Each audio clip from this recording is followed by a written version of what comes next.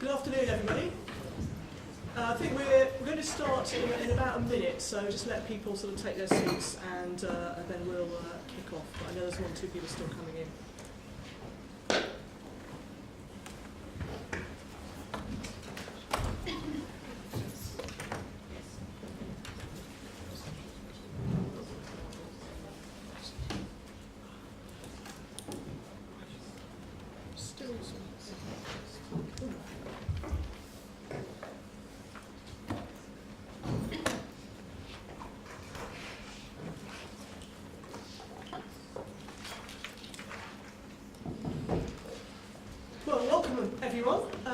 My name's Helena Herklotz and I'm chairing this afternoon's session. We've got some really interesting presentations ahead of us, and also, I hope, a really good opportunity for discussion following those. I was just saying to Linda, this setup feels like on the Starship Enterprise, on that control panel piece. It feels quite strange. Our first speaker, who I'm delighted to introduce, is Linda Pickard, and after Linda's presentation there'll be a few minutes for question to Linda, and then we'll take each of the speakers in turn, so you'll have a bit of opportunity for questioning after each speaker, and then, as I said, discussion afterwards. So without further ado, I'll hand over to Linda. Thank you very much, Linda. The question I'm going to address today is, can we save the government £1.3 billion a year by supporting unpaid carers for employment? Can you hear me okay? My presentation is based on research carried out by a team at the Personal Social Services Research Unit here at the LSE. The team consists of myself, Nicola Brimblecombe, Derek King and Martin Knapp. Before I start, I'd like to say that I'll be referring to a number of references as I talk, and there's a list here at the front, so you could pick one up on your way out if you want to know the references.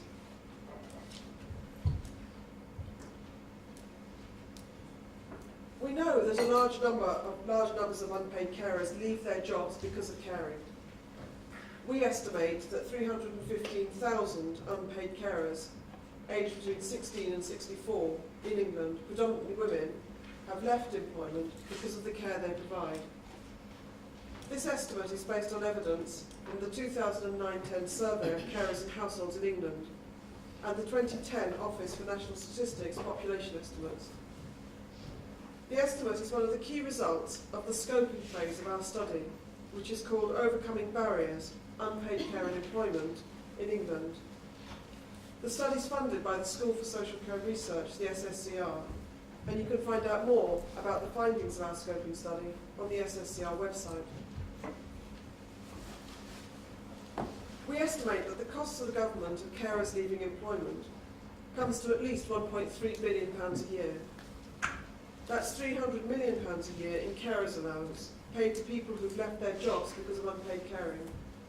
And add to that £1 billion a year in taxes foregone on this group's lost earnings.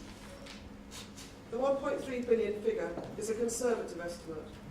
It doesn't include additional benefits such as housing benefit, to which carers who've left employment may be entitled. And it's based on data from 2010, so we're currently updating it.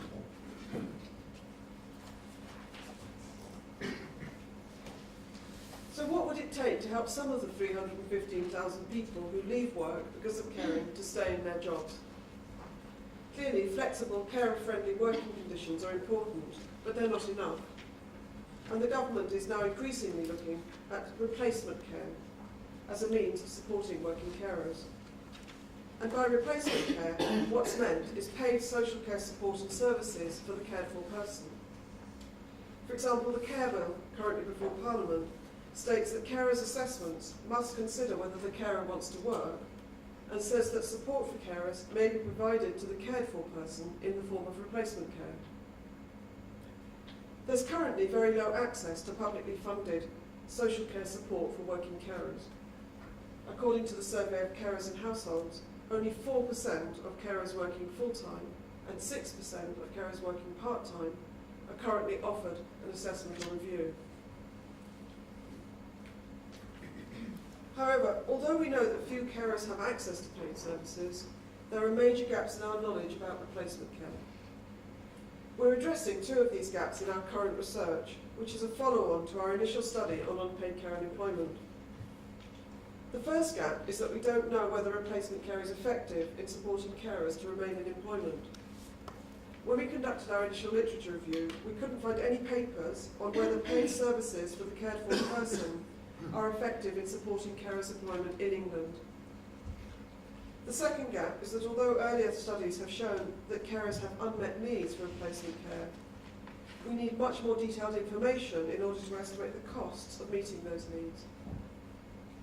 These are the two issues that our follow-on study is now investigating, and I'd like to tell you briefly about our findings so far.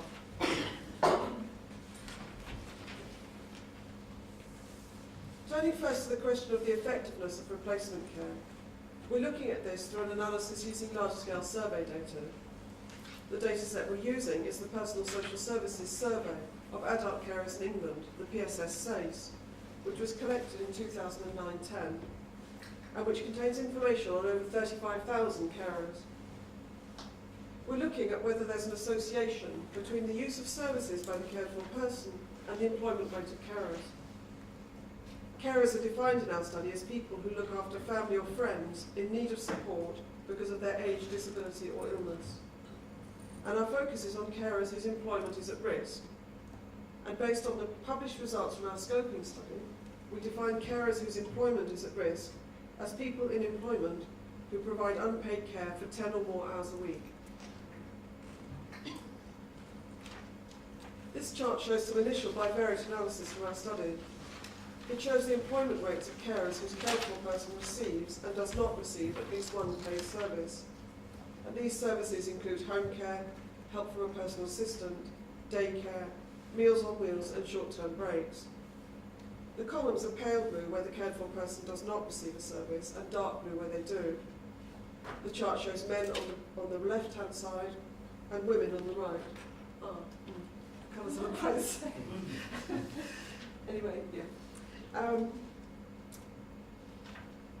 And the carers all provide at least 10 hours a week of unpaid care on the slide. The chart shows that in initial bivariate analysis, there seems to be an association between the employment rates of carers and receipt of services by the cared for person. Carers are more likely to be in employment if the cared for person receives a service than if the cared for person does not.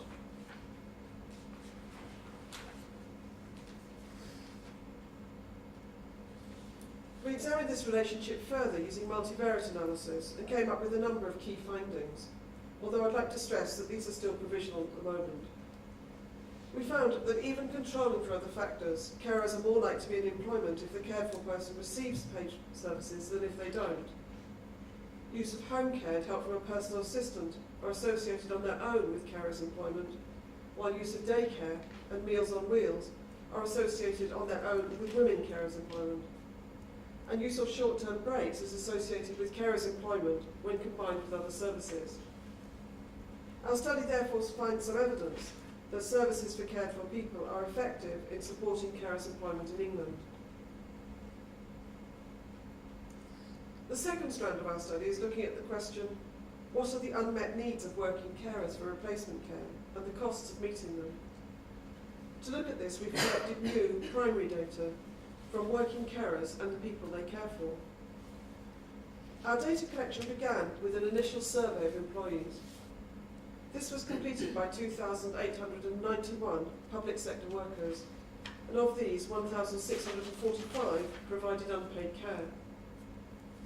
759 carers then opted to take part further in the study and were sent detailed questionnaires for themselves and also asked to pass a questionnaire to the person they cared for. 384 carers completed a detailed working carers questionnaire, and 166 cared for people completed a detailed questionnaire for people helped by family or friends. As in the first round of our study, our focus is on carers providing care for 10 or more hours a week, who are defined as those whose employment is at risk. We've collected detailed information on 239 working carers whose employment is at risk, and 117 cared for people who are looked after by working carers whose employment is at risk. Ours is a data set that's unique in this country because we have information both on the working carers and the people they care for in dyads.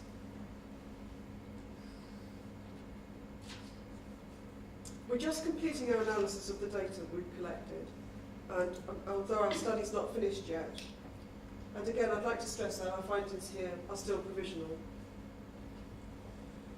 What we found is that in many respects the working carers in our sample are typical of other working carers providing long hours of care in England. The majority are women, in fact over 85% are women. Most are in midlife, with 75% aged between 45 and 64. Most, 88%, are from white ethnic backgrounds. 2/3 work full-time, about half care for a parent. About 40% are in fair, bad or very bad health. 2/3 live with the person they care for, and most are on relatively low incomes, with around 2/3 having incomes of less than £20,800 a year. Nearly 80% of working carers providing care for 10 or more hours a week in our sample look after someone with a personal care disability. That is, they look after someone who has difficulty with or is unable to perform one or more activities of daily living or ADLs. We haven't before had information on the disability level of people cared for by working carers, so this is a unique finding for our research. Nevertheless, despite these high levels of disability, only a minority, 36%, of the people cared for receive home care, help from a personal assistant, daycare or Meals on Wheels or their equivalent. In other words, only a minority of cared for people receive services which, as we identified in the first round of the study, are likely to be effective in supporting the carer's employment. Potentially as a result, our study finds that there's considerable unmet need for paid services by working carers who provide long hours of care. This chart shows the percentage of at-risk working carers providing care for 10 or more hours a week who think that the person they care for needs more services. Around 40% of working carers say that the person they care for needs more services that are likely to be effective in supporting the carer's employment. That is, they need more home care, help from a personal assistant, daycare or Meals on Wheels. Around 1/3 think that the cared for person needs more home care or help from a personal assistant. Around 1/4 think that the cared for person needs more daycare. And around 7% think that the cared for person needs more Meals on Wheels or their equivalent. Carers seem to take the cared for person's views into consideration, and where carers say that the person they care for needs more services, nearly 70% of cared for people also say they need more services. The analysis of the public expenditure costs of meeting working carers' needs for services is still in progress, but I can tell you about the methods we're using to make this calculation. First, we're calculating the numbers of carers in England whose employment is at risk, and we're doing this using the number of employees providing unpaid care in the 2011 census, together with information on the provision of unpaid care for 10 or more hours a week from a large-scale survey called Understanding Society. Second, we're calculating the total costs of meeting working carers' needs for services. We're using the numbers of working carers whose employment is at risk, our own primary data on unmet needs for services and the amount of each service needed, together with PSSIU information on the unit costs of care. Finally, we're dividing the total costs of meeting working carers' needs for services into public and private expenditure. And to do this, we're using our own data on the ability of the cared for people to pay for services. When we've completed our calculations, we'll be in a position to compare the costs of meeting the needs of working carers for services with the costs of carers leaving employment. And we'll be able to answer the question we started with, namely, can we save the government at least £1.3 billion a year by supporting unpaid carers in employment? I'd like now to conclude by drawing out some implications for policy and practice from our findings so far. First, our findings support the current emphasis in English social policy on replacement care as a means of supporting working carers. This is because our results provide evidence that paid services for the cared for person are associated with higher employment rates among unpaid carers. A key policy implication is therefore that if policy aims to support people to combine unpaid care and employment, then there needs to be greater access to paid services for disabled and older people who are looked after by working carers. The costs of replacement care are likely to fall to the cared for person, typically a disabled or older person who may lack the financial resources to purchase care themselves. It's therefore likely that more publicly funded replacement care is needed. We don't yet know whether or not the public expenditure costs of meeting carers' needs for services would exceed the costs of carers leaving employment. But the findings from our follow-on study will be published later this year on the SSCR website.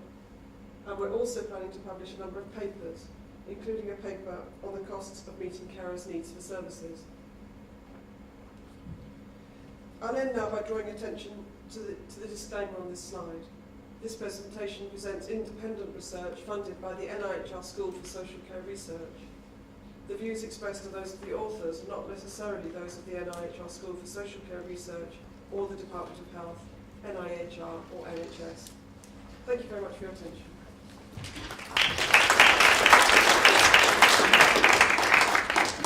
Linda, thank you very much indeed. Really interesting research, and as Linda knows, we've been drawing quite heavily on it at Carers UK, as you might expect, and I think really timely as well, given the new duties on local authorities to assess and provide services for carers under the Care Bill. So I think this is an area that's going to just grow in importance.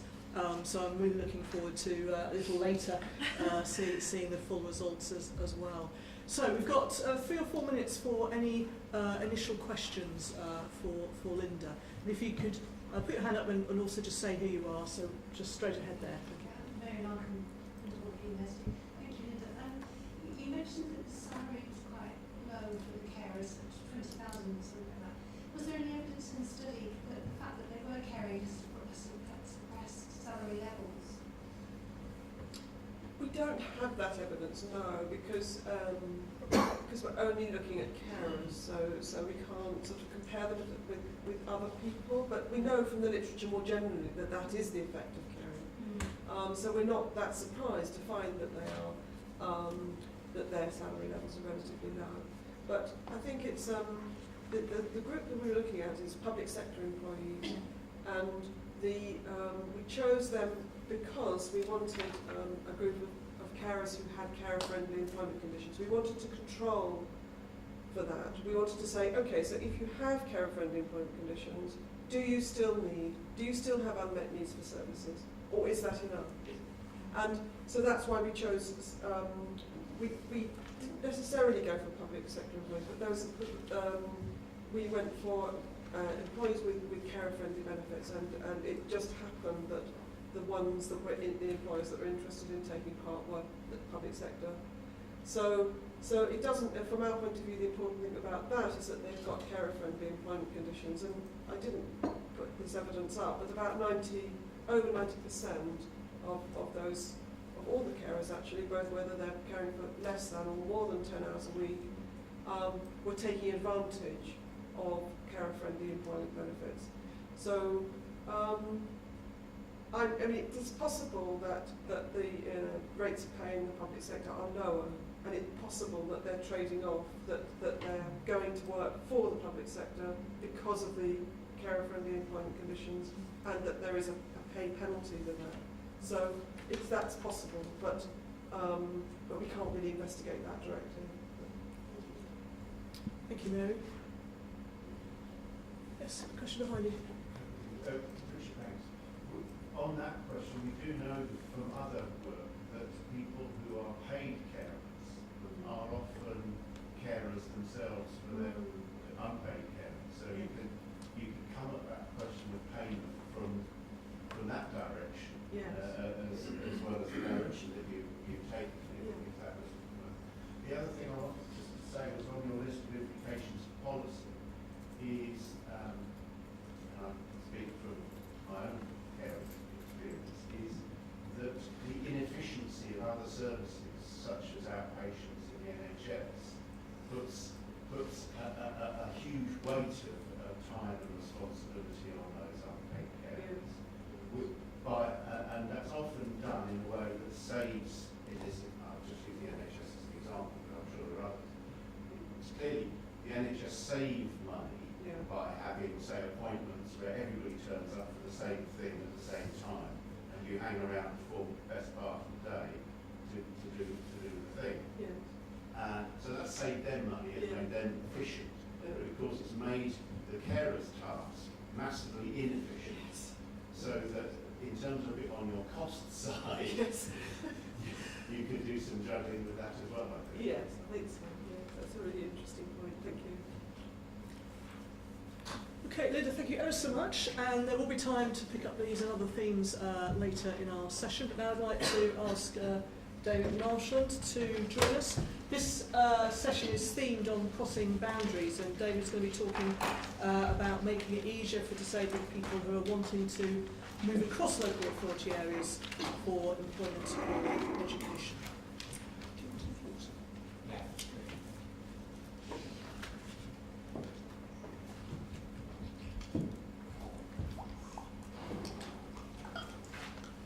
I think somebody who started said it reminded them of the Starship Enterprise. Yeah. It reminds me of a court. I'm not sure whether that's I don't know whether that's the way I feel or the some part of my previous life that I'm recalling under hypnotherapy. I'm not sure. So two warnings maybe. One is a warning to the chair that my watch chose today to break. Okay. So I have my granddad's. There's a name for these clocks. I can't remember what it's called. Is it a Hunter watch? Does anybody? Yeah, we'll go with that. Thank you. Trouble is, it starts off very fast and then slows down. Okay. So I'm going to pace my presentation with that in mind. Okay. So I've just wound it up. So we're ready. Is that okay? So my 20 minutes is not the same as anybody else's. That's the first time I've heard that excuse. So when I've talked for 39 and I'm still saying, oh, it's not there. Okay. So you have been warned. Okay. Thank you for listening this afternoon. I'm here to report on a study, a research project that essentially started with this question. We had people, colleagues of mine, coming to us talking about the difficulties, their experiences of moving across local authority areas for employment, particularly for employment, but this person had also come from higher education as well.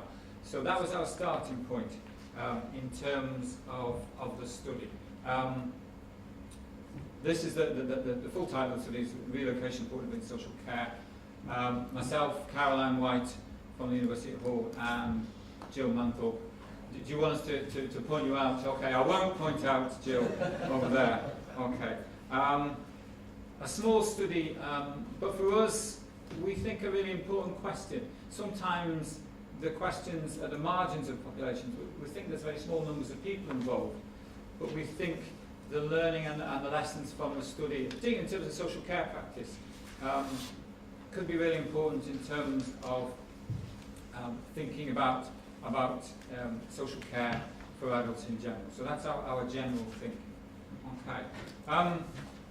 We started off with some questions about portability, social care.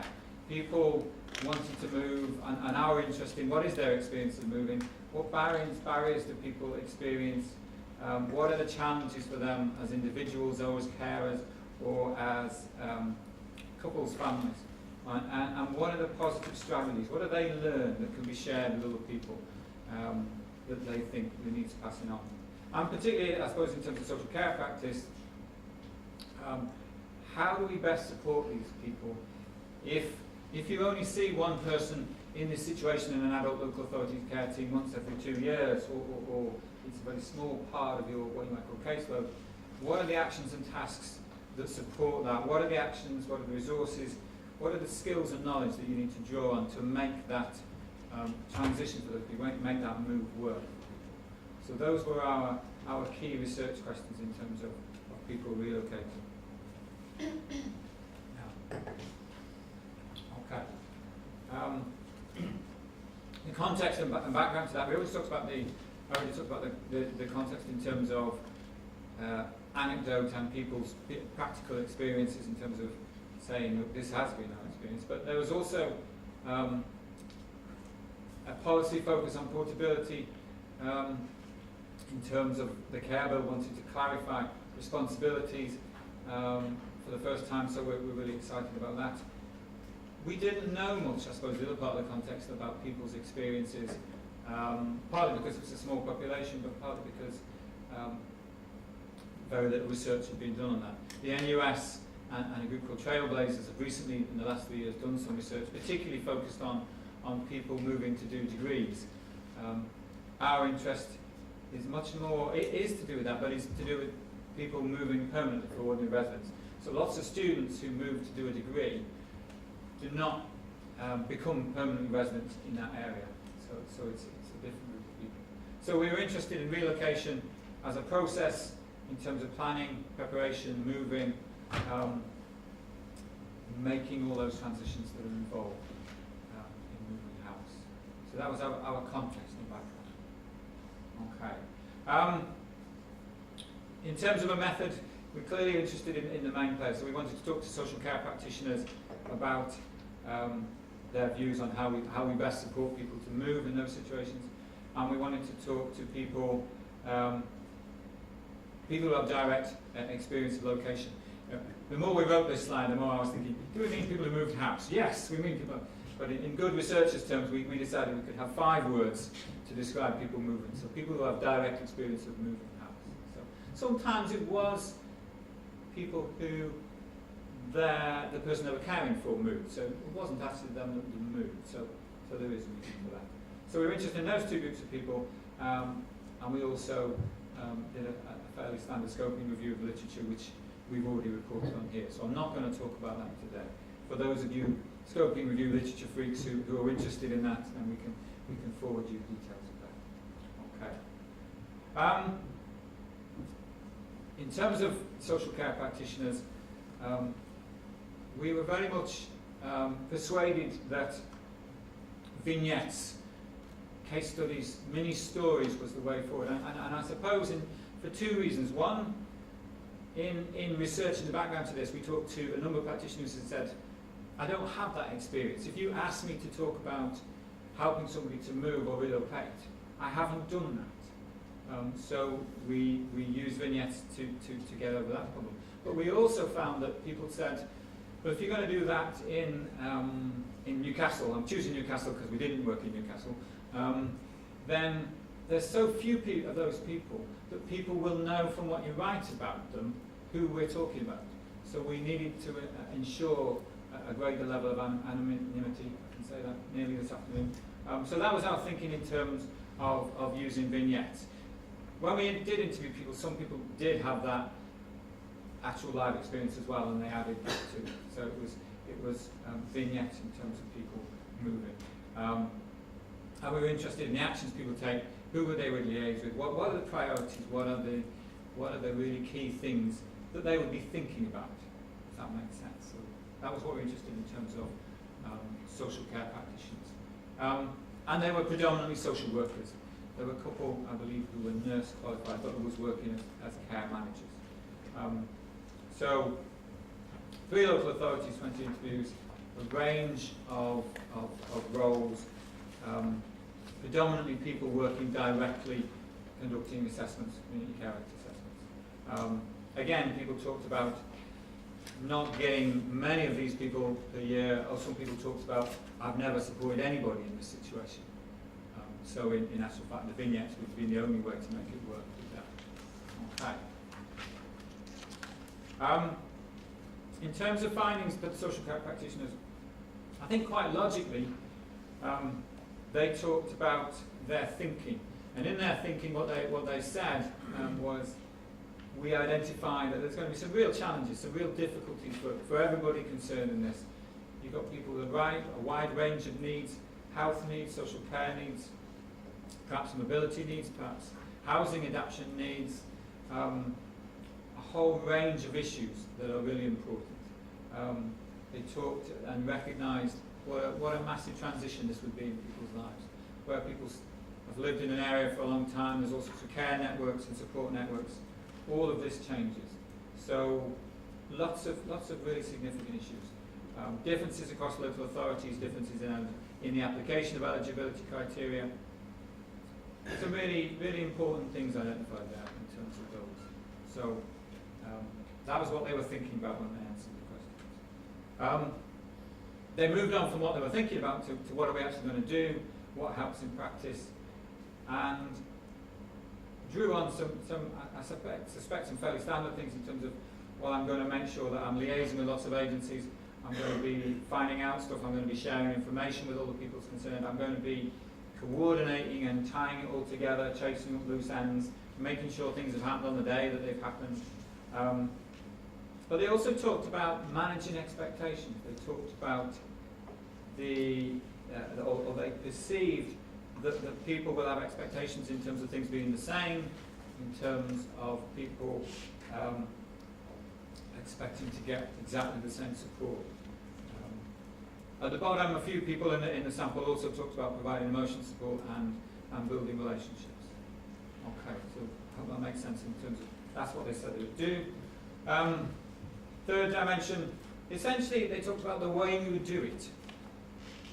Most people talked about working in partnership, slightly different interpretations of what partnership meant, but they talked about people have a right to move. It's an absolute right in 2014. We're going to do everything we can to make sure that happens. So a real focus on personalising that service. So that was what the practitioners said. Okay. In terms of people moving, we were interested in people who moved in the last 3 years, or people who are in the process of moving but struggling to do that. So again, asking about their experiences. That was them moving house. Clearly, we have no flashing slides or videos, but that was them moving house. Okay. They'd moved for a variety of reasons. We set off thinking we'll find lots of people who moved house to get a job and we'll interview them. We actually found it incredibly difficult to find lots of people who had moved to find employment. We're not sure whether that means that there are, a very small number of those people, or that just that our sampling methods were difficult. But we tried very hard to find those people. We had to broaden it out to other reasons for moving. Some people didn't feel they had a choice to move. Some people, because of life, somebody died, so they had to move to be with another family carer. Those kinds of issues. I think for me the most important point on this slide, though, is most of the people we talked to knew the systems incredibly well. They'd worked in social care, they worked for an independent agency, they were confident, skilled and experienced people in terms of the care system. They knew what it was about. Okay. So what did it find in terms of them?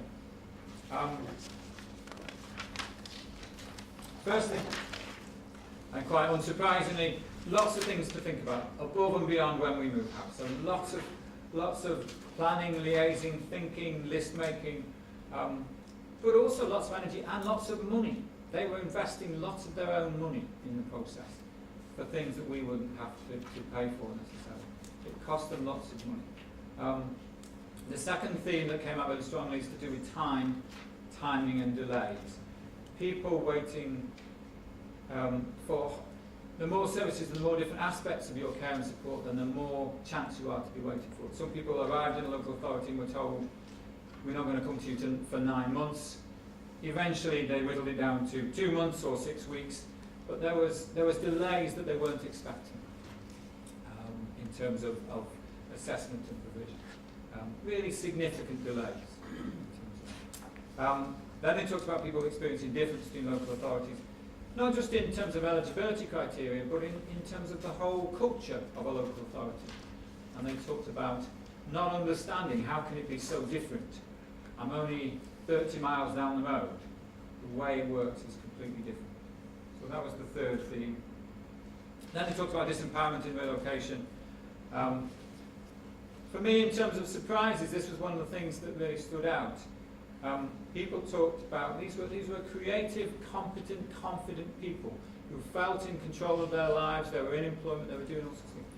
And actually this bit where they relocated completely threw them up in the air in terms of disempowerment. They talked about this system doesn't work, I have to do a whole lot of things to agitate. I've had to ring the MP, I've had to talk to the Ombudsman, I've had to do an incredible amount of things to make it work, which was surprising to me. And people talked about being told you've done it the wrong way. This isn't the way you should do it. You should have done it another way. It's now going to be a delay because you did it the wrong way. Does that make sense? So for me, really interesting and probably not what I was expecting, given the things that the practitioners had said.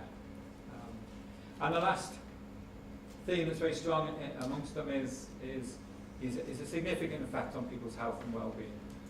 People experienced a number of negative effects, essentially. And a number of people said, oh, by the way, I'm never ever moving again, was their kind of final word. Perhaps we all say that after moving house, I'm not sure. I mean, it's an interesting point. Okay. Some observations in terms of practitioners and local authorities.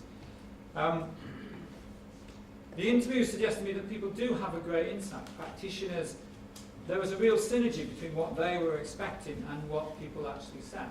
They did show some great insight.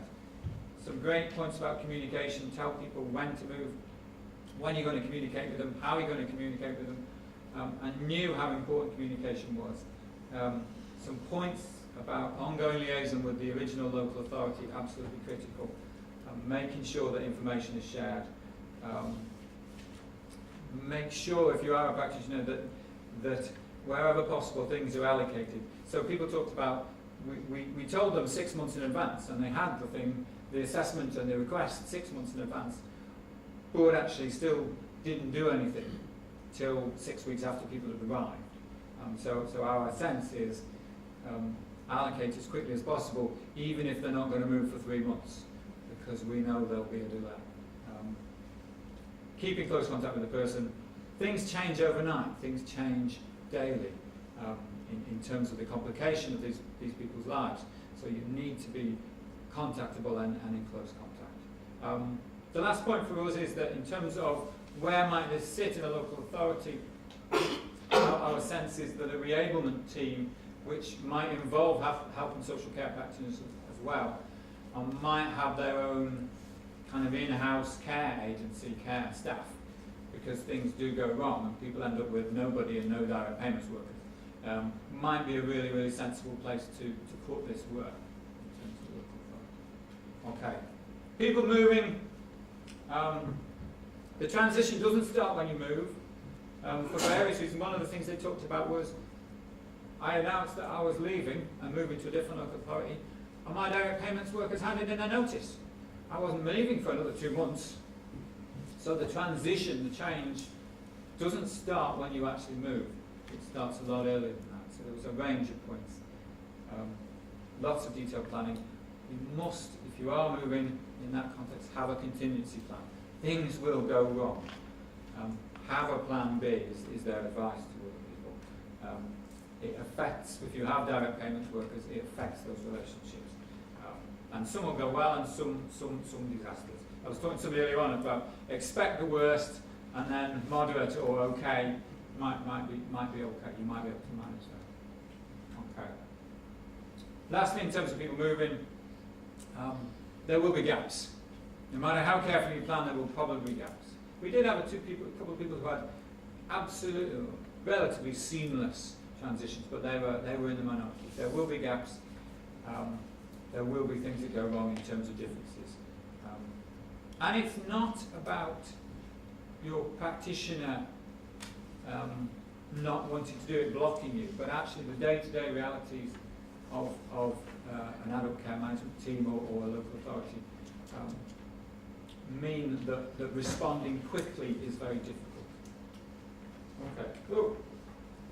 Crossing boundaries, I think that's what this workshop's about. I tried to, for us, there's some real sense of this group of people with these particular needs creates a huge challenge in terms of those boundaries. It's a new territory for some disabled people, but also practitioners. I want to end on a quote from one of the people in terms of that. And essentially a number of people said, they just don't get it. And for me that's a mismatch, because the social care practitioners we'd interviewed do seem to get it. And there's something that goes wrong in between that we're not entirely sure about. And this person says, It was almost like they wanted me to be someone who shuffles about on, you know, high doses of antipsychotic medication. And if I'm not, well, then I can. I don't need their services. The fact is, I do still have mental health problems, you know. People don't fit into boxes. That was her cue to moving house, I'm sure.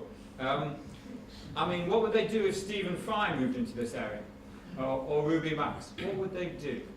Would they say to them, I'm sorry, we're going to come back in 2 months, or we need to do it in our way. You're not doing it in the right way. So I think that's the bit for me is that contradiction between actually the social care practitioners do appear to get it, but actually the way it works out in practice and the day-to-day challenges of resource-restricted local authorities create huge problems. Okay.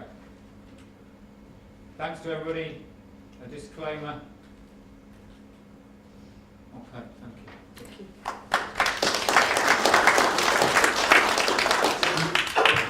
Dave, thank you very much indeed. A lot of that resonated with me because I have actually just moved house, but didn't have the issues of trying to arrange social care support. And I think really insightful. And again, given the focus on portability in the care bill, actually understanding what that means in practice is so important. And I was really struck by the issue about how disempowered people felt, and that loss of control, I guess, through the process. So we've got a couple of minutes for any questions to Dave. If there are any burning questions over there. It's just a question if there was any information that came out of the study around the relationship between local authorities that people were moving from and to. So how did that affect the quality of someone's move? You know, we talk about sort of integration and transition as, you know, a big part of that is about the relationship between professionals in different areas or between different services. Is there anything in the study about that? Yes, there's numerous things. There's some straightforward points and then some contradictory points in terms of all the practitioners recognised that was a critical thing to do. And the first thing I'd do is ring this person, and I'd ring the parallel practitioner in the new authority to find out exactly what their assessment was and those kind of things. So there was a sense that was really important, and I think it is absolutely, because what we got in a strange parallel world was people who moved saying that they didn't know anything about me. They didn't share the information. So whether it was about timing, in that they hadn't, people had made assumptions that because they'd told their social worker to let them know or whatever, that it would be done. Do you think it's professionals, the relationship between professionals outside of that definition of practitioner that is probably defining some of the problems? Or Do you mean senior manager level? well, so I mean senior and junior, you know, because a lot of people that people might come into contact with during the assessment process or during a reassessment process, coming back into, you know, going into a new level, it might not be, you know, what we would call practitioners. You know, I think that Yes, I think there's some of that problem lays somewhere else there. Yes, and there are so many different people involved. If you are lucky enough, I think we'll go with that today, to qualify for a social care package, and you're in work and those kinds of things, then you've probably got a range of health practitioners, a range of social care practitioners at different levels, and then some budget decision makers as well, who all need to be kept in that loop in terms of information. So I think some real challenges in there for those professionals in terms of communication. But I think that's really important. Do we know what the scale of this is across England in terms of numbers of people that are moving? No, I think would be my. Does anyone? Okay. I just think that's really interesting. It'd be really interesting to know whether that, I guess my instinct is maybe that number's increasing because of, people wanting to move near relatives or away, or because of work or education. But it feels to me that it's such an important part of having a system that supports people and recognise we do move. We know things like the numbers of, for example, people going on to graduate education who have social care packages. So some of that information and we know that those numbers are slowly increasing, if you like. So Yeah. we know that more people, if you like, are headed for a career that Yeah. is more potentially more mobile. Yeah. But beyond that, I don't think we really know. Okay. Maybe a research question for someone here. Yes. Just on that point, Do you mind saying who this you is are? not something I Sorry. know about, but the flip side of that is how many people, do we know how many people want to move but are Can't. unable to move, Yeah. either kind of Yeah. directly Very good point. stopped or just put off by the whole process? Absolutely. Yeah. We don't know that either, and we have a sense from some of the disability organisations involved that people fall into that category, but we don't have good knowledge of that now. Okay, Dave, we should move on. I think we thank you, and thank you to your grandfather's watch as well for playing a starring role. Delighted now to welcome our third speaker, who is Tony Holland, Professor Tony Holland from the University of Cambridge, who's going to present to us on supporting people with learning disabilities who have offended to live safely in the community. Tony, would you like some? There you go. Thank you very much. This is a study that has its origins in previous work that was undertaken by Jessica Wheeler, who's in the audience somewhere, for her PhD, and subsequent study is work that she's being undertaken with us. The background to this is essentially what we've listed here, what we've called the same old problems. That when it comes to people with learning disabilities, there are higher rates of offending, and this is played out, for example, in seeing high rates of people who may meet criteria of having a learning disability in prison. This is work from the Prison Reform Trust. It does, however, raise a little bit of an issue about how you define learning disabilities, but I'm just going to put that aside for the moment, but that's one of the concerns. And then Glyn Murphy and others have also raised concerns that where there are people with learning disability in prison, then the teaching programs and things that are planned to support them in prison are not adapted to meet their needs. So they get stuck in prison. A second problem that has really reached attention recently because of the Winterbourne View scandal is that many people with learning disability, if they weren't in prison, were diverted, but they ended up in a burgeoning secure hospital provision, usually within the independent sector. And this all fits within a model that we know that this is a group of people with learning disabilities that are very much socially excluded in the community. And I've put up a number of examples of studies and policy that have sort of identified this as a particular problem. Now, the background to research and offending by people with learning disabilities is much of that research is focused on looking at individual characteristics. Many of the people that have been involved in research are people detained in these independent hospitals or secure hospital settings. Whereas if you look at research in the area of offending in the general non-learning disabled population, the focus is much less on the individual and the characteristics of the individual, but much more on the environment where they live and the circumstances and environment which may predispose to offending or not.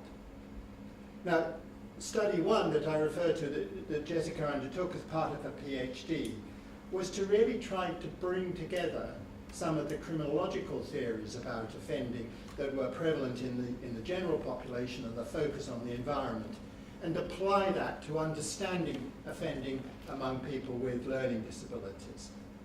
And the study here therefore drew upon these criminological theories and the criminological methodologies that had been developed, and was essentially case-controlled study looking at a group of people with learning disabilities who had offended.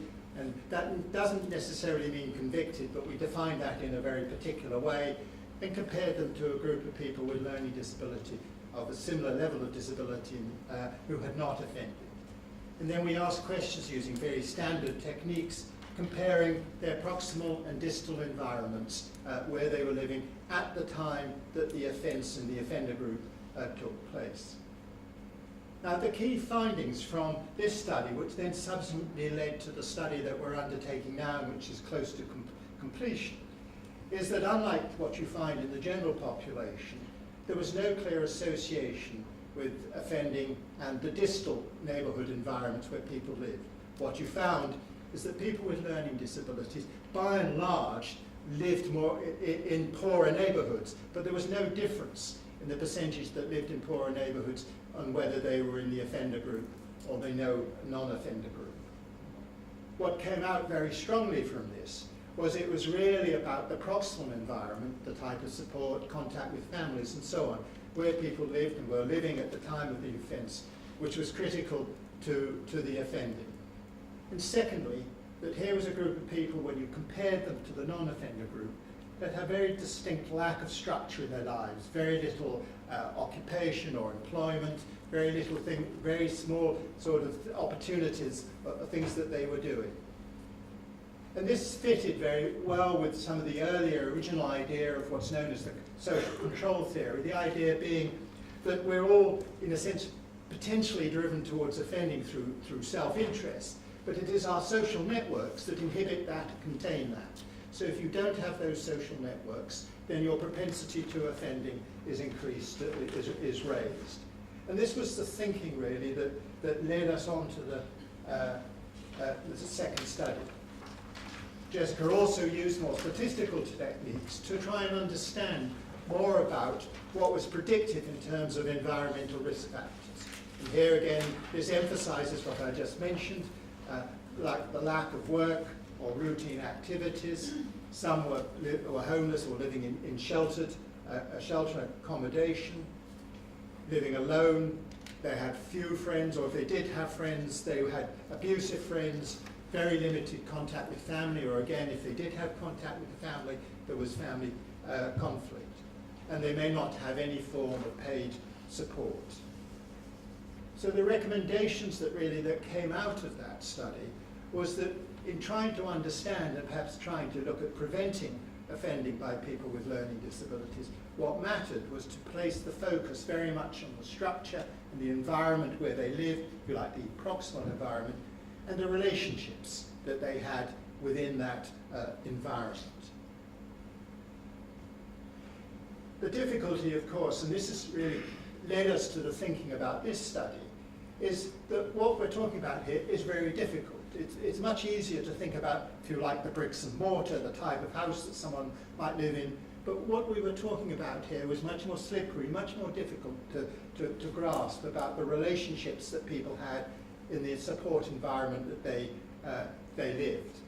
And we felt that further work was needed to really understand the relational aspect of good support and how might we provide better ethical and effective support, particularly at what we called critical moments, moments of crisis, moments where the person was clearly at risk of walking out of the house or whatever, and clearly at risk of reoffending and or potential service breakdown.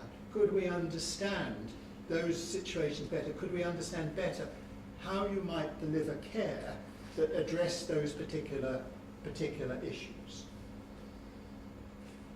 So study 2 had the following objectives. We wanted to try and identify what we called sort of critical tensions that exist within care, particularly for this client group. What's striking, of course, about this client group is not only concerns about any risks to them, but about risks they might pose to others in the community. It raises the stakes in terms of these tensions and the way that you support them. We want to try to understand and explore some of the underlying issues that account for how you might best effectively and successfully deliver this proximal care, undertake a further analysis of policy, guidelines and practice, but perhaps most critically, to try and identify good support arrangements and, if necessary, develop further frameworks of understanding. Now, I'm not going to, we're still got to do the cost evaluation, so I won't be touching on that. The methodology we used, well, first of all, phase 1 was in fact the analysis of, qualitative analysis of open interviews that Jessica had undertaken as part of her PhD. So these were existing interviews, and they were interviews of 27 people with learning disability who had offended, and also interviews with support workers, carers, multi-agency or multidisciplinary teams that have been involved in supporting these people. So a significant number of interviews surrounding this group of people with learning disability who are defended. The second phase of the study was to really look at what one might use an sort of opportunistic sample of what we called good community services. Services that claim to be supporting effectively this group of people with learning disability who had offended. And to look at different and innovative models of support for this group of people. And to do that, we wanted to undertake a number of focus groups, not only of the people with learning disabilities who are being supported by the services, but with supports workers, so both focus groups and interviews. And it's these two aspects of the study that I want to describe. It's not possible in the time to give a full description of the findings, but what we've tried to do is just to pick out some of the observations really that are emerging that seem to us to be rather critical in understanding what's necessary, what's going on here. Now, I won't read out the quotes that we've given here. I'll try and pick out for you some of what seem to me to be the key issues. But the point I think that this quote is trying to make is that support workers have to deal with complex and often chaotic situations. The people we are talking about here often lead chaotic, disorganized lives. They may not be willing to engage with services, they may not be willing to do the things that many of us would think is good for them to do if they want to have a meaningful, included life. It's very difficult, and staff in these interviews were saying they don't have the support, they don't have the help that's necessary to help them, if you like, at the coalface, negotiate some of these real difficulties, as illustrated perhaps here, with chaos in this person's life and getting up, helping her keep clean. All these things are difficult to maintain. She has an offending, so she can't readily get the employment that she was, and everything sort of goes against her. How are support workers supposed to help? So that was one aspect, the complexity, the chaos, and the absence that some support workers felt in terms of support and guidance and help, not just at a distance, but at a much more intimate day-to-day level, and we'll return to that issue. The other issue that I think for all of us who work in services is something that comes up all the time, and that is this contradiction, if you like, between encouraging people to be independent, to make choices, to lead these independent lives, on the one hand, and on the other, concerns about risk. And you can see here the quote, and you can imagine the support worker here struggling with this particular issue. And this one we put up really because it just sort of illustrates that really, really strikingly. But there are others perhaps less striking than this.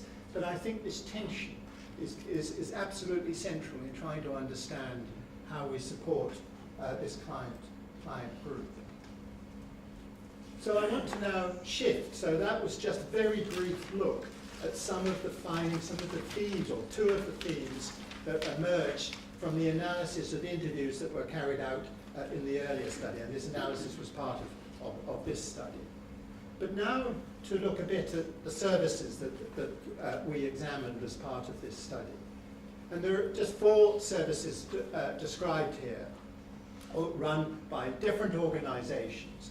And I think the point about it is that these services are really rather different in the way they do things. So you have Service A at the top, in which you have CCTV, you have security, if you like, although working within that, there is a multidisciplinary team focusing on mental health and so on.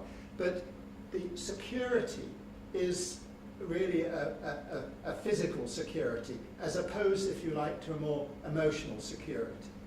And then you have services B and C, which are rather different in style, but I think there you see a much more focus on supporting the staff and the emotional support that you give the staff. So for example, in Service C, one of the striking things was that the staff had an experienced psychotherapist that they met with to help them both understand the needs of the people they were supporting, as well as understand how their relationship with that person was influenced in various ways.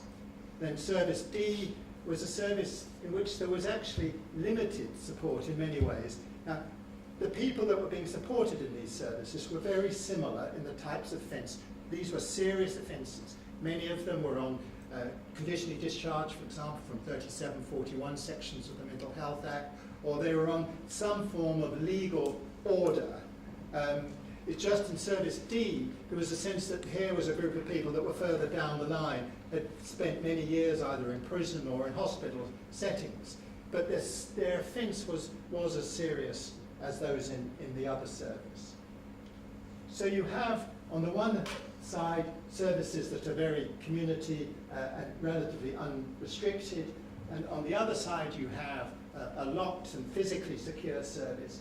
Then you have these services, if you like, in the middle, which provide very intensive support through the type of staff or the supervision of the staff that are there.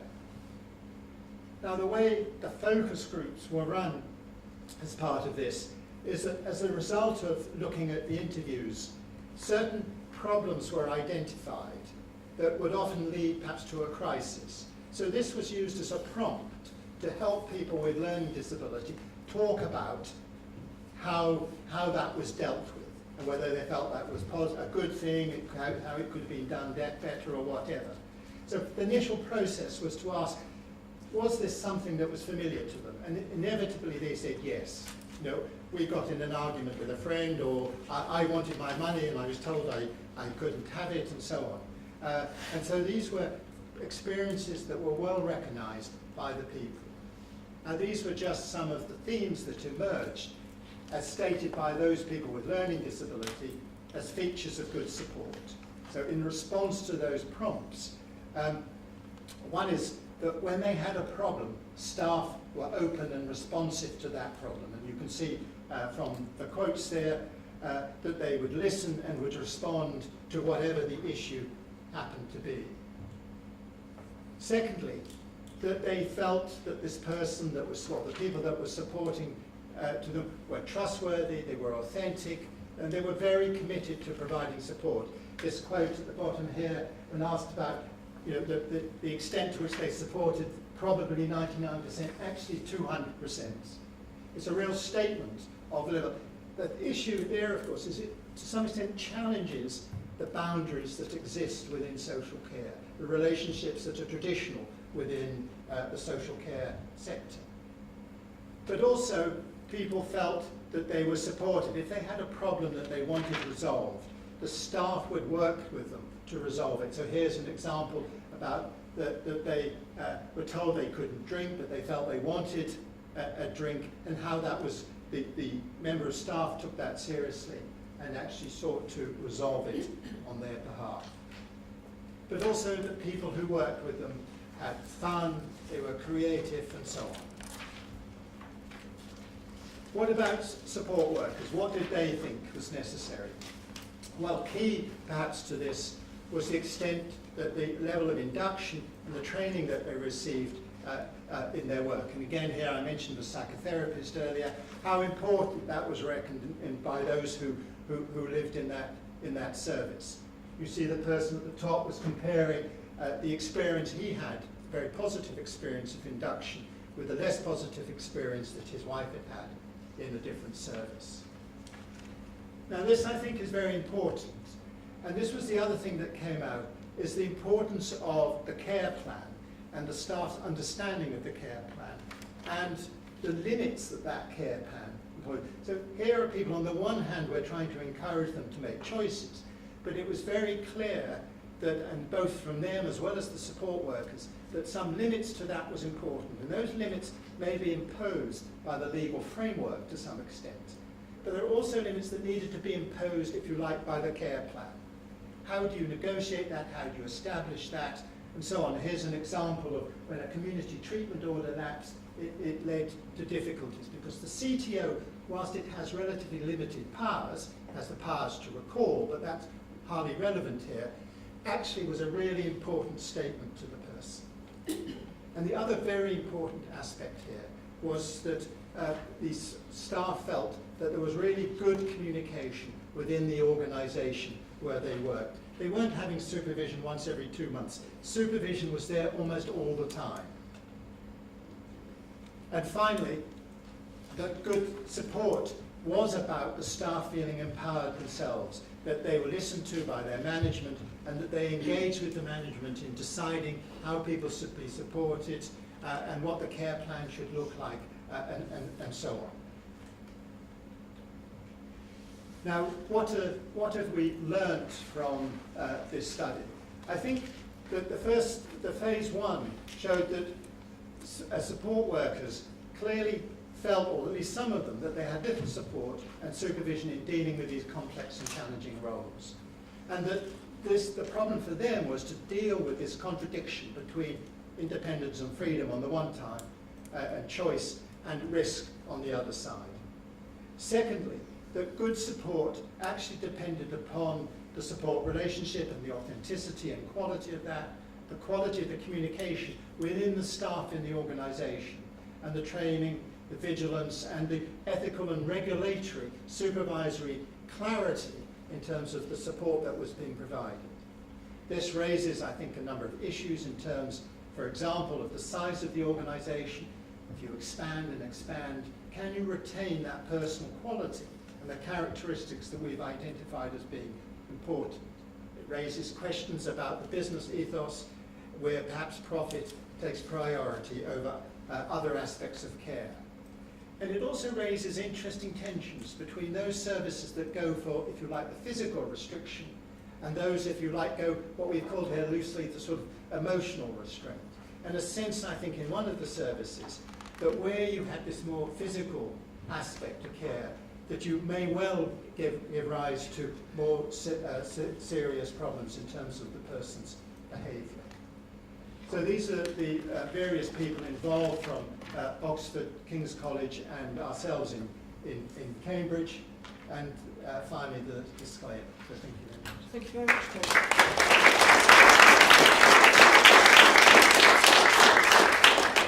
Really, so much rich material there, and I think very interesting that the theme of this session is about crossing boundaries, and actually you introduced also the issue about challenging some of the boundaries within social care as well. Any questions for Tony before we move on to the sort of discussion part of the session? Yeah. Hi, I'm Lily from Discussant in University of Kent.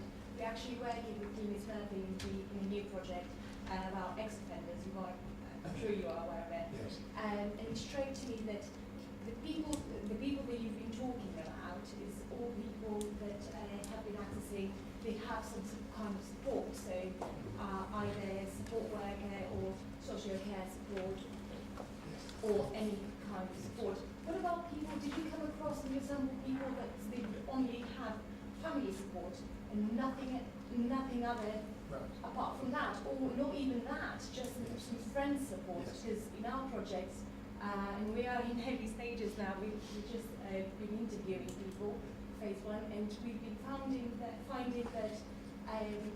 they don't get that support. Absolutely. And then you find one person living on the sofa of a friend this Yes. week, and Yes. on the sofa of another friend next week, and then falling out with the family, and so on. Absolutely. No, I mean, in a way, the first study that Jessica did as part of the peer absolutely identified that as an issue. Okay. Absolutely, the lack of, if you like, this proximal Yes. environment that supported people. So it was for that reason we asked ourselves, could you actually provide that emotional, if you like, proximal support? So we shifted. So I think we were satisfied with this, exactly what you described, Yeah. that here was a group of people who weren't getting support and lived chaotic lives. So the question is, can you actually deliver that support in a way that works? And that's what we were trying to do. So we didn't so much focus, therefore, on people who weren't getting it. We were interested in people who were getting support. How was it being delivered? And how did they see it? What did they think was being done that worked for them? And what did support workers? Okay, and that would be paid support. This is what. Well, one of the services, there weren't paid support. It was that okay. was the last of those on the list there. There weren't paid, or generally weren't paid support workers. It was often volunteers and so on. But that was a group of people that were perhaps slightly different than those in the other services. But I think what we would argue is that it's not acceptable what you've just described. And if you have what you've just described, then the probability of further offending is high. Yes, very. Must just be in your... Do you want to... No, it's okay, I was just going to respond.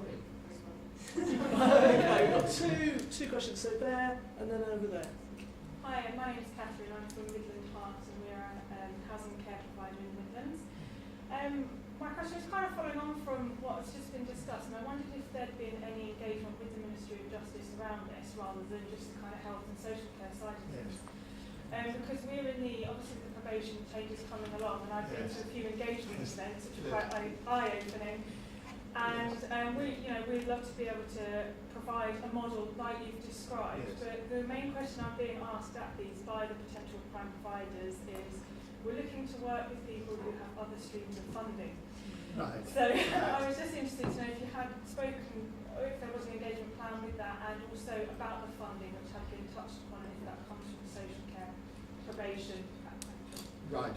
I mean, I think in the original study we really had quite a lot of involvement with the Prison Reform Trust and with all the links that they provided for us. With this study, I think at the moment perhaps less involvement, but I think you're absolutely right that we should be targeting that.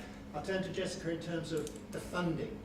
Were they mainly funded through... People have got really mixed packages. So some people are coming through social care funding, some people are through health mixed packages, and some have got some kind of probation support. I wouldn't say that funding is coming through application channels. But yeah, they have a very mixed setting. What there is that they often have very high risk status, which means there is access funding that other people who don't yet have that status can't access. And so you have a situation where some people get much less support than everyone recognises they need until they commit a more serious offence, which is a great shame when we see it coming through the months ahead. We know this person's going to offend, we just need to give them a bit more. They just had some things that wouldn't happen, and it's going to happen until it happens, they won't get money. I think one of the interesting points you raise is the funding stream. Because I mean, these are people, if they're an independent hospital, they'll be costing £3,000 a week at least. So actually, it shouldn't be an issue of money, but it's where the money is applied and where it comes from. Quite right. Thank you. And a final question over there. Thank you. I'm Al Williams from Laura Fry in Bristol. We're just, as I was telling Tony, doing a very small project which with offenders with learning disabilities and trying to focus on people's own solutions. So we've got a small group of offenders who are helping us with the project. And one of the themes coming out of it strongly is friendship. Yes. And I just wondered how this relates to these support workers' jobs as well. Because the lack of friendships is a kind of key reason why people are there in the first place. And relationships, friendships, just getting that back on track seems to be a key element for these guys. Absolutely. I mean, in a way, that's what the original study identified is whether it's the lack of family or the lack of friends was crucial. And I think what you're hinting at is often this is a group of people whose friends are those who are paid to support them. So they don't perhaps have friends that we might think of as friends in the same way. So I think they were a socially rather isolated group who might establish friends within the organisation that are now supporting them because they feel it's safe, it's possible to do so and safe to do so.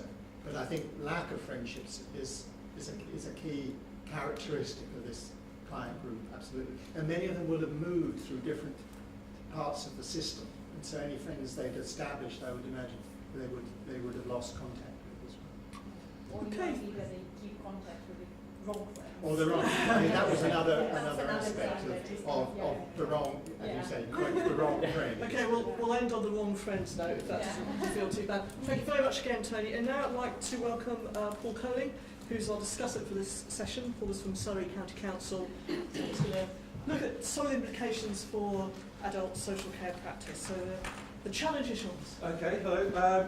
I'm a quality assurance manager with Surrey County Council, which brings me in contact regularly with sort of practitioners, with users and carers and providers of care services, as well as commissioners. Probably ought to add to the list of disclaimers today, so that my views aren't necessarily those of the County Council. But they're based on my experience in those roles, and also my experience being involved with the school in terms of a member of the Youth and Care reference group. The carers presentation, very important to me because I am a carer in addition to my full-time employment, and I'm only able to sustain that because my employer does give me all sorts of worker-friendly concessions around flexible home working and flexibility to attend appointments at short notice, etc. But I think one of the strong practical implications of what we've heard is around local authorities not over-relying on one solution to bolster carers in employment. It'd be quite easy to take a mechanistic view of carers assessments where it's seen as the solution to the problem being more carers breaks, but I think this study really underlines the need for other services for the cared for person and to have a range of measures, not just over-reliance on one. I was interested also in what's the value of domestic support, because that wasn't overtly mentioned in the study, but my experience is that although domestic support, I'm talking about things like cleaning and shopping, is really diminished in terms of being a paid for services by local authorities, but still many people tend to use their direct payments to still buy those sorts of services in terms of the real practical help that can help in sustaining the person. One of the other messages for me is around not taking for granted that carers that have perhaps given up employment, that needs to be the final state of affairs for them. I think local authorities have a role in also looking at, out of the carers assessment, whether the person has aspirations to return to employment and how that can be supported and bolstered by the authority as well. And I've seen examples of that around things like one-off grants for carers to perhaps do a computer training course to enable them to move back into employment with sufficient support for the cared for person. Finally, the other point I want to make around this study is like one of the real dilemmas for practitioners comes when there's a discrepancy between the aspirations and desires of the carer and those of the cared for person. Sometimes we find situations where the carers perhaps had the separate carers assessment and they're looking for a lot more support for the cared for person in terms of being able to address their own needs.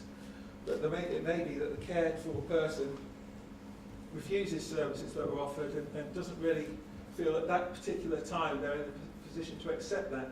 So the practitioner is in a real sort of difficult role of trying to negotiate between how to meet the needs of two different parties.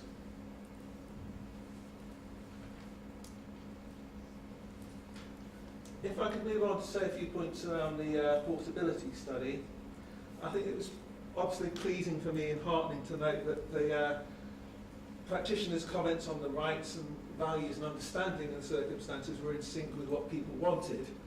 But then there was this experience of disempowerment which was found when talking to people that had gone through the move. In terms of what that's about, we can speculate with all sorts of reasons, but I think in a lot of cases that's really about the pressures on frontline workers in terms of meeting competing demands.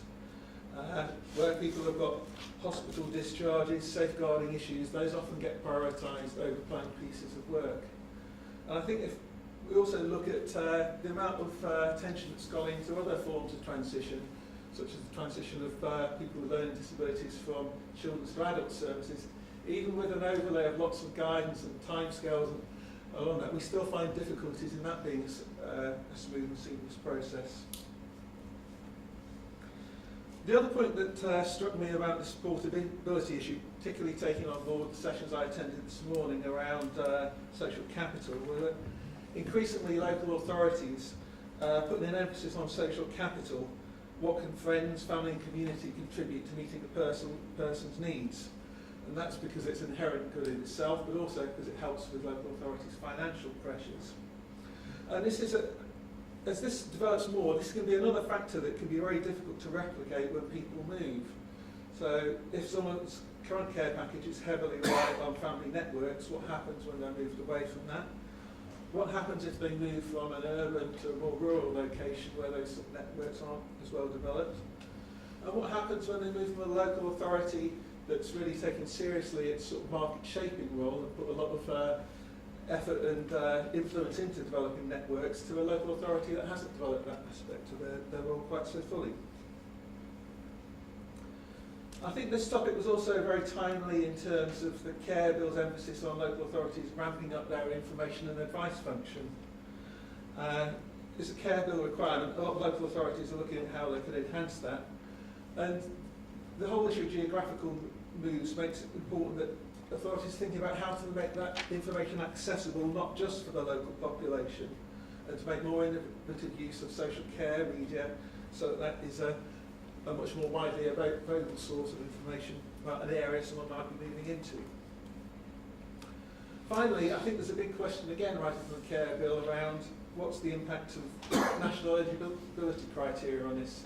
Do people think that will do a lot to remove the postcard lottery, or do people think that that national criteria will then be still continue to be interpreted differently depending on the ethos and procedures of a particular local authority? I'd be interested in other people's views on that. Finally, a few comments on the final presentation. I think it would be really valuable for practitioners to have a much wider knowledge of the risk factors that were outlined in that first study, because really that's information that should be used to sort of target more preventative work for people at high risk of offending. So we heard about issues around lack of structure, social isolation, but there's lots of opportunities to target those people and involve them in sort of employability schemes, community leisure and educational opportunities. And some of the sort of interventions that were, again, described this morning in terms of things like connecting people intervention, those could be things that could be targeted at this group to try and improve things. I think the work on service models is very helpful in terms of informing commissioning. But what I'd also look to find some reassurance about was that the people within those service models don't remain stuck in a particular service model, that they have the opportunity to move to less restrictive and less intensive services after a period of either therapeutic intervention or a period of non-reoffending. The features of good support, the issues around values and ethos, matching of interests, fun and creativity, I think they're characteristics that we want from the workforce, not just for this targeted group. They're characteristics that we want from all people supporting people with learning disabilities. But I think one of the practice issues to think about is the balance between that involving recruitment measures to search and find the right people to come into that work, people with the right values and ethos, but also what's the role of management and leadership in shaping people once they come into the workforce to facilitate that ethos. So I've seen some examples locally of both of those in terms of providers that are using a lot more psychometric testing and a lot more values-based questions in terms of how they recruit people, but also in terms of their ongoing induction support, training and supervision in order to make sure that those values are encouraged and flourish in their own organisation. So I hope that's helpful in generating some further discussion.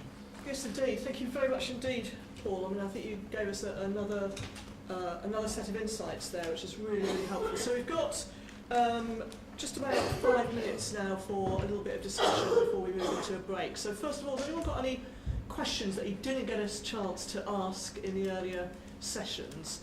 Just I want to make sure if anyone's got any burning questions that you've got an opportunity to ask those. So it could be on any of the presentations or indeed on some of the issues and questions that Paul raised.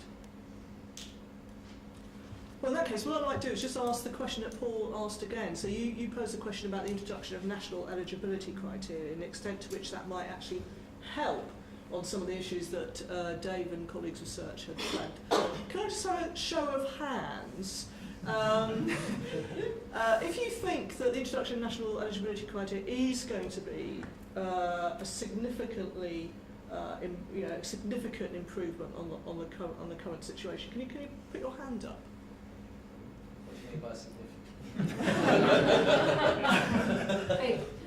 Okay, let's do a scale of 1 to 10. That might make it a bit easier. Where 10 is we now have consistent national eligibility criteria. Everyone is treated fairly and the same across the country. And 1 is it's even more disparate than now. So where are you on a scale of 1 to 10? So put your hand up if you think after the national eligibility criteria come through, you're at 1.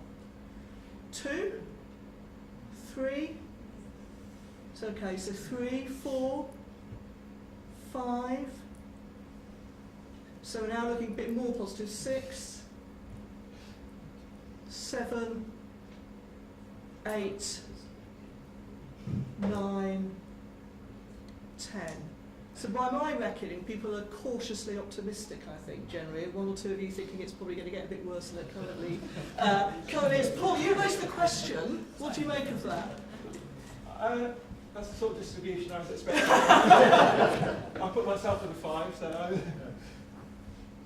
And Dave? Well, at least it gives people more leverage in terms of sort of people in your research data that are up to challenging the local authority about what their offer was. It gives people a bit more leverage for that. It's the same sort of offer. It depends whether you're winners or losers, doesn't it?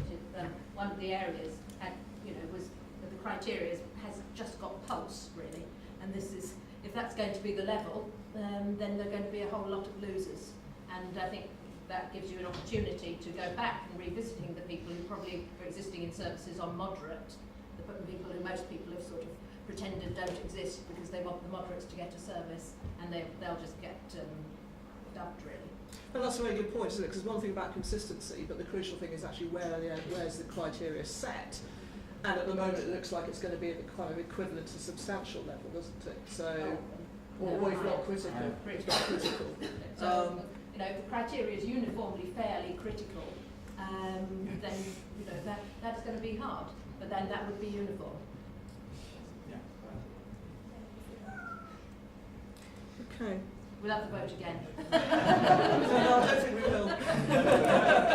Can I just say, just some of the struck me from what you said, and that for me brings into sharper focus the boundary that we've talked about in different ways here, which is about the boundary from responding only to crisis to actually thinking about prevention and early intervention. That seems to be, for me, the boundary that I've not really thought about before in terms of absolutely, I was going to say critical, but we'll avoid that word, a really incredibly important boundary that is supposedly addressed by that, but I don't think will be. And I think that really struck me from the 3 bits that we talked about.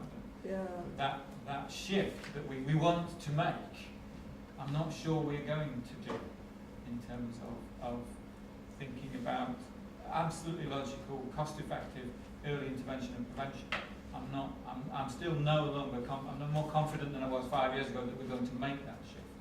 And that's a real disappointment to me in terms of the care delivery as well. And I think that's a really good point, isn't it? And it picks up on those issues around the kind of, social capital and the extent to which actually more reliance on friends and family and voluntary support to pick up to do that sort of preventative work.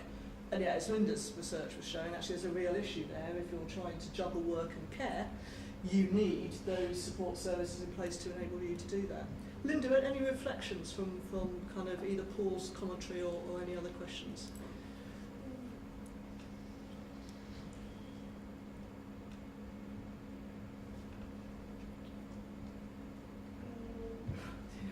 I'll call you on that. Other people raised the issue of domestic and support. Well, actually, that wasn't really included in the service that we found effective because there was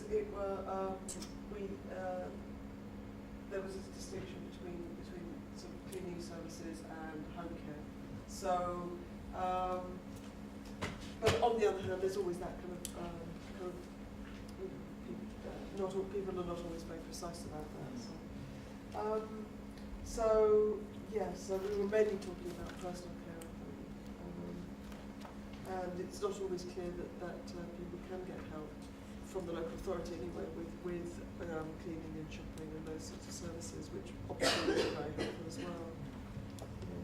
There's been some interesting work, hasn't there, done in some of the other European countries looking at what they call personal household services, which are more of those sort of practical services and the importance of them in supporting carers, but also actually those services themselves generating employment Yes. For people, and actually saying there's an economic case for creating employment in the formal care and personal household services sector, as well as supporting carers in employment. Okay, I'm aware that we're just about to go reach into our sort of break time, so I just want to give our speakers an opportunity, only if you want to take the opportunity, just for a final few words, and Paul as well, and then we'll bring it to a close. So, do you want to start? Any final thoughts, Dave? I suppose my only thought is that question, and I'll talk to my students next week about buying in emotional support. Where are we in 2014 in terms of the ability or the potential to pay for friends? How is that a logical question even in itself? But that seems to be an issue across all the things that I've thought about today. Is that emotional support? Really interesting, thank you. Tony? I just wanted to take perhaps slight issue with Paul about his point that this population should be moving on. And I'm not certain if that's right. I actually think maybe there's a point at which you say this is what someone needs and we need to stick with it. Okay, thank you. Linda? Well, just to say that, that point that you made at the end about the potential discrepancy between what the carer wants and what the cared for person wants, we found that there was sort of like about 70% agreement. So there's quite a lot of agreement between the carer and the cared for on the need for services, but it is something that we're going to be looking at. We're hoping to do some further work on this, to actually look at where they differed, where the carer and the cared for person differed, because we do have both of their perspectives on both whether they have services and also whether they need more services. So that's something we want to look at.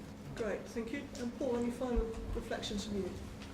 No, just to say that I think local authorities are perhaps underrepresented in the audience today, but there is an appetite amongst practitioners to try and improve their practice, and it behoves us to try and make it easier for them to do that by sort of disseminating some findings from your sort of research and supporting them to find the time in their work to try something different. Great, thank you. Well, thank you all very much indeed, and for the questions and discussion. And can I ask you to thank all our 4 speakers once again?